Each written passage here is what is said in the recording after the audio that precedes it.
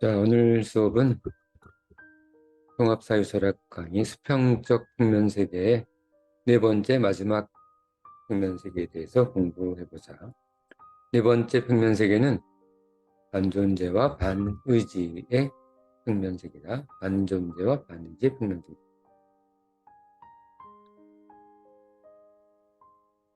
이 반존재와 반의지의 평면세계를 통해서 우리 세상에서 일어나고 있는 여러 가지 일의 원리와 근원에 대해서 우리 깊이 한번 서유보자. 이 반존재와 반의지의 평면세계는 먼저 신비로운 우리 삶의 세계를 구성하고 있다. 자, 도형으로 어떤 세계를 만드는지 한번 확인해 보자. 반의지와 반존재 평면세계는 이 평면적 세계에서 마지막 네 번째 평면세계가 되겠다. 여기 반존재 축과 반의지 축이 이루는 이 평면 세계를 제4 평면 세계라고 합니다. 자, 그럼 내용을 보게 되면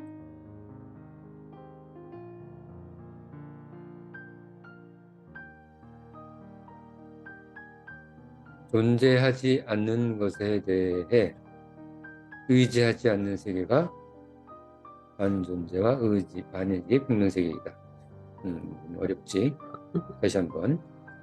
존재하지 않는 것, 아무것도 없는 것이 존재하지 않는 것이 아무것도 없는 것인데 그것을 의지하지도 않아. 뭔가 원하고 거기에 대해서 추구하지도 않아. 아무것도 없는데 아무것도 추구하지도 않는 세계.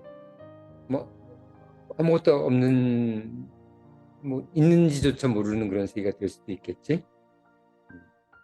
있는지조차 모르는 그런 세계가 될 수도 있는 신비로운 세계가 되겠다. 존재하지 않을 것 같은 어려운 평면 세계지만 사실은 우리에게 친숙한 평면 세계다. 가령 종교 같은 이상 세계를 생각하지만 그것을 추구하지 않는 그런,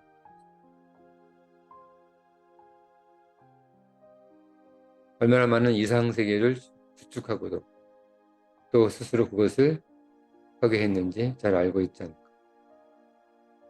우리는 우리 나름대로의 이상 세계를 구축하고 그게 커다란 이상 세계일 수도 있고 개인적인 작은 이상 세계일 수도 있지만 그것을 스스로 또 파괴하는 그런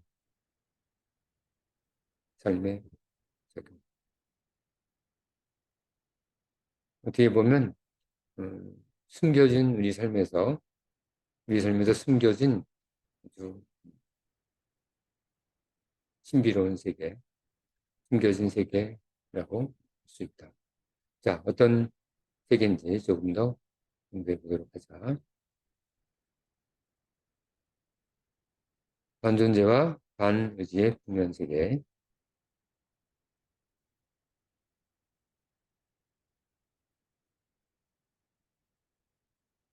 제4 평면 세계는 네 번째 평면 세계의 마지막 세계다. 네 번째 평면 세계. 사유에 의해서만 존재하는 현재 실존하지 않는 물에 대하여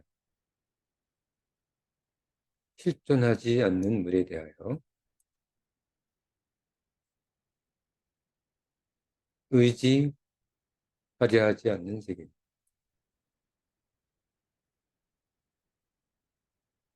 언뜻 생각하면 존재하지 않을 것 같은 어려운 평면 세계이지만 우리에게 친숙한 평면 사유 세계이다.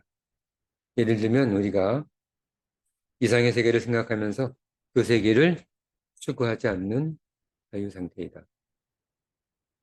우리가 기껏 우리의 희망을 만들어 놓고 그것을 추구하지 않는 세계. 우리가 얼마나 많은 이상 세계를 구축하고 또 그것을 스스로 파괴했는지를 잘 알고 있을 것이다. 이상의 세계를 달성하려는 의지를 잃어가면서 절망을 경험한다. 우리는 우리가 알 수 없는 절망감, 이유를 알 수 없는 절망감, 이런 것들이 반의지와 반존재의 평면 세계로부터 기원한다. 그러나 잃어버린 세계를 할지라도 그것은 지금 현재 우리가 새롭게 구축하고 있는 새로운 사회 공간에 중요한 영향을 미친다.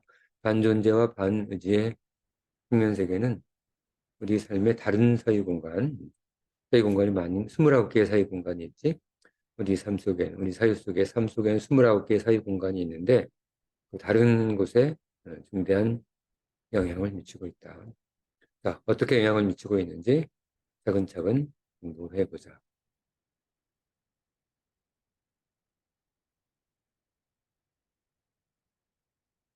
반존재와 반의지 세계가 구성하는 세계를 반존재 세계에 의한 의지 분열의 세계화. 첫 번째, 의지 분열 세계에 의한 반존재 세계. 의지가 분열돼서 탄생되는 반존재 세계. 또 하나는 반존재 세계에 대한 의지 분열 세계. 이 두 가지로 세계가 세상이 나누어져. 세계의 전환으로 나누어 그 상호작용에 대해서 우리 고찰해보자. 이와 같은 평면 세계의 구성은 두 극단적 세계의 조합과 대립을 통해 전형적 의지 분열과 그 대안을 제시하는 세계. 의지 분열에 대한 대안을 제시하는 세계다. 양의 사유로 전환 가능성의 세계. 양의 사유. 지금 반의지, 반존재는 앞에 반자가 붙으면 음의 세계다. 음의 세계. 반존재, 의지, 인식이 이루는 세상은 양의 세계. 반존재, 반의지, 반인식이 구성하는 세계는 양의 세계, 음의 세계다.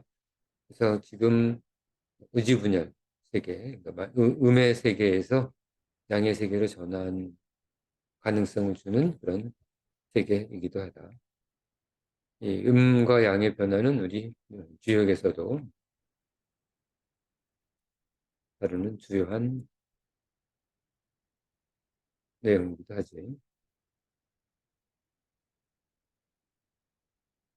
반존재의 반의지화 세계는 첫 번째, 반존재의 반의지화 세계는 존재하지 않으나 존재할 수 있는 세계에 대한 의지 분열이 구성하는 세계. 존재하지 않으나 존재할 수 있는 세계, 반존재지. 이 세계에 대한 의지 분열이 구성하는 세계. 의지가 분열됐어. 아무 의욕이 없는 세계. 하려고 하는 의욕이 하나도 없어. 존재하지 않는 것에 대해서 아무것도 하지 않으려고 하는 그런 세계지. 존재하지 않으나 존재할 수 있는 세계. 반존재. 반존재는 현재 존재하지 않지만 그것이 우리 사유에 의해 구성되는 공의 세계.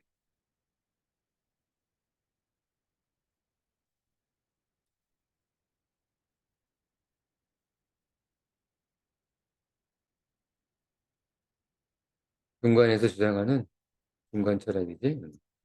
중간 철학에서 주장하는 공과는 다르다. 운동하기 말기를 바란다. 중간 철학 공과는 다른 얘기야. 통합사유철학 강의 철학에서 나오는 공은 중간 철학의 공과는 다르다. 공의 세계와 과거에 존재하지 않았으나 존재하는 것으로 사유되는 허의 세계.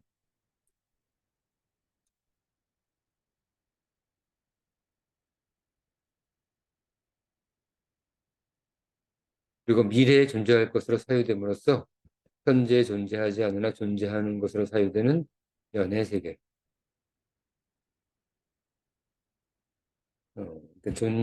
반존재와 반의지의 세계. 다시 읽어보자. 도형으로 가보자. 반존재, 반의지의 세계, 이 세상 속에는 공과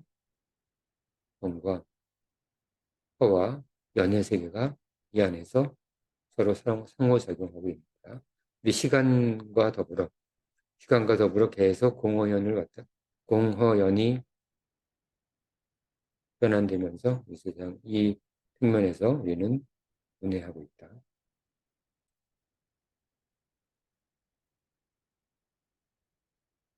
공의 세계에 대한 반의지는 현재 존재하지 않는 것을 의지하지 않는, 그리고 존재의 사유화를 인정하지 않는 비실체적 중심 세계, 비실체 중심의 세계, 비실체 중심의 세계다. 공의 세계.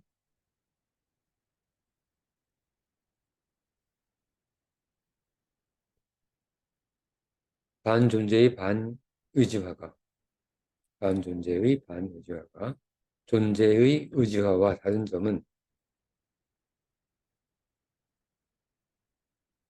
다시 도용을 해볼까? 이 평면, 이 평면이 존재와 의지가 이루는 평면 세계가 반존재와 반의지가 이루는 평면 세계와 다른 점은, 다른 점은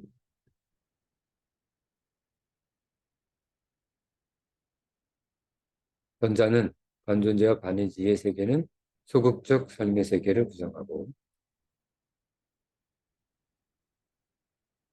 후자는 적극적 삶의 세계를 구성한다는 거야. 존재와 의지의 세계는 적극적 삶의 세계, 반존재와 반의지의 세계는 소극적 삶의 세계지. 존재하지 않는 것을 의지하지 않는 것은 소극적 삶과 존재하는 것을 소극적 삶과 그런 의지하지 않는 그런 소극적 삶과 존재하는 것을 의지하는 적극적 삶을 말합니다. 반존재의 반의지와는 가상의 세계를 인정하지 않으며 그것을 의지하려고도 하지 않는다. 자, 이해가 되지 않으면 앞으로 돌아가서 옆에 내용을 한 번 더 확인하고 공부하는 것도 괜찮겠지? 이게 동영상으로 수업을 하면 그런 것이 좋으니까 잘 활용해서 이해가 안 되면 다시 한번 돌려보기 바란다.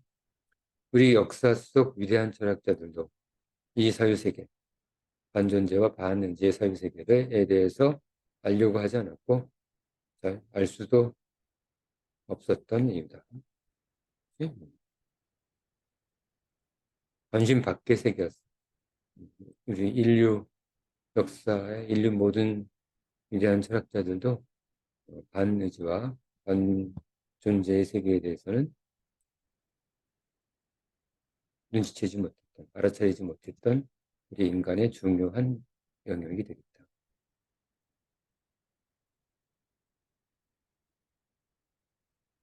공의 세계에 대한 반의지의 세계는 인간을 가능성의 세계로부터 추방하고 의지 분열을 가속화한다.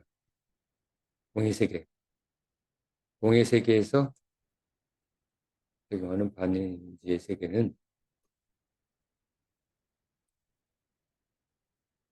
공의 세계 속 반의지는 인간을 가능성의 세계로부터 추방하고 의지 분열을 가속화하는 세계. 이 세계에서 존재의 진정한 의미를 비실체로서만 단순히 사유하려 하기 때문에 존재가 없기 때문에 존재의 본질에 대한 통찰의 의미가 약화되고 이게 큰 문제지. 존재의 실체성을 인정하지 않는다. 그러나 이미 존재와 반존재의 선형세계로부터 사유했던 존재의 의미가 지속되는 한, 즉 우리의 사이 공간이 유효하다면 이 세계는 잠시 머무르는 순간의 세계로서만 존재할 것이다. 우리가 반존재의 세계 속에 갇혀 있는 건 아니니까 우리가 우리의 사유 공간을 통합 사유 공간을 잘 이해하지 못하면 이런 것들이 이 공간에 한번 빠지면 굉장히 큰 문제 다다를 수 있어. 어떻게 우리 삶에 대해서 빠져나갈 방법이 없으니까 그 반존재의 세계에 갇혀서. 하지만 우리가 우리의 세계를 29개의 공간으로 분류하고 한 공간에 갇히지 않고 다른 공간으로 이렇게 이행하는, 이행하는 그런 원리만 알 수 있다면 아무것도 걱정할 필요는 없는 거다. 우리 통합사회 철학을 공부하는 이유이기도 하지. 심리학적 여러 가지 장애들을 통합사회 철학을 통해서 우리는 극복할 수 있다. 두 번째, 아까는 공의 세계였다. 두 번째, 화의 세계 속의 반이지는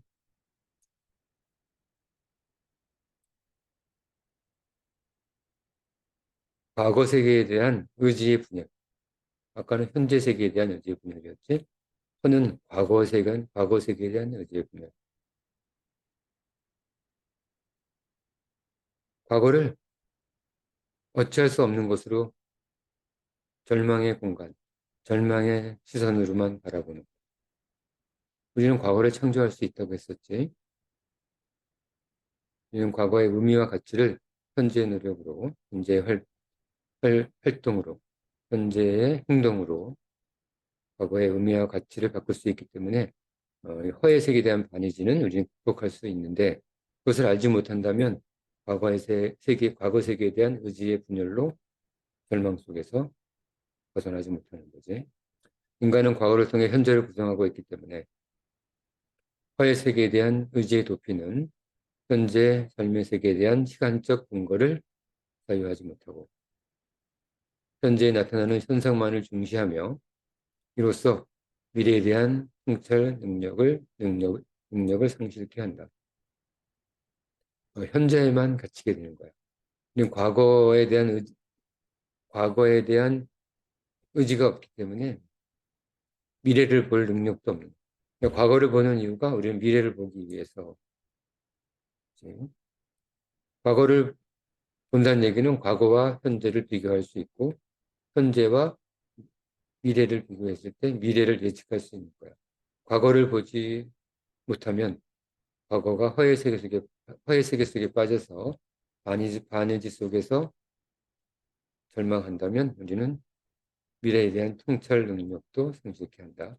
현재밖에 없으니까.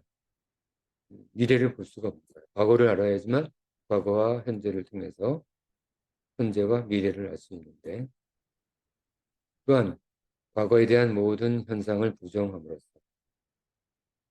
현재 또한 과거화될 수밖에 없으므로 의지의 분열 현상을 또다시 가속한다. 초래한다. 과거를 부정하기 때문에 현재도 계속 부정되지.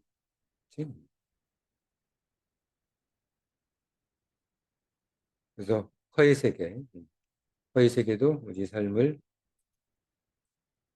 절망 속에 빠뜨리는 중요한 요인으로 작용합니다. 자, 세 번째 연애 세계가 있는데 연애 세계에 대한 반의지는 세 번째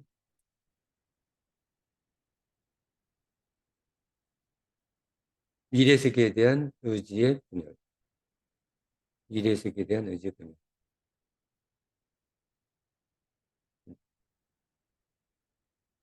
현재는 없지, 미래 세계는. 하지만 미래 세계에 대한 의지, 우리가 희망을 가지고 미래를 우리가 원하는 대로 만들기 위한 의지가 없어지는 거야. 뭐 말 하나마나 삶이 망가지겠지. 미래가 분열되면 연애 세계에 대한 반의지가 생기면 미래가 분열되면 생각보다 심각하게 삶은 폐허가 된다. 삶이 파괴되겠지. 미래가 없으니까. 미래는 현재잖아. 미래 또한 과거고 미래 또한 현재고 과거이기 때문에 미래가 파괴되면 우리는 우리 삶에서 남아있는 게 아무것도 없게 되는 거지. 자, 극단적 의지 분열을 일으키게 되고 그래서 극단적 의지 분열을 일으키며 사유선언이 반드시 필요한 삶. 그때는 반드시 절망에서 벗어나기 위한 사유 전환이 필요하다. 통합 사유 철학을 공부하는 이유이기도 하다고 했었지. 자, 오늘 수업은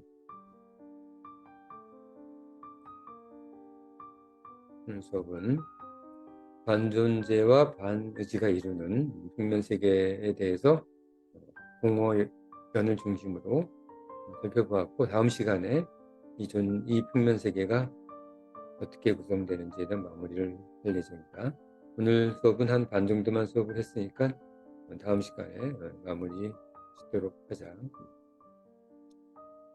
우리 삶의 세계에서 아무것 있는지도 모르고 의지하지도 않는 좀 이상한 세계지.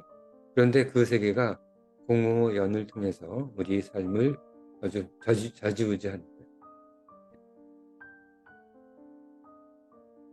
이 세계를 모르고 그냥 지나가면 여러 가지 어려움에 빠지게 됩니다. 자, 오늘 수업은 반존재와 반의지의 평면세계, 네 번째 평면세계, 수평적 평면세계의 네 번째 평면세계, 반존재와 반의지의 세계에 대해서 공부해봤고, 다음 시간에 두 번째 시간으로 반존재와 반의지의 평면세계를 마무리하도록 하자. 자, 오늘 수업은 여기까지.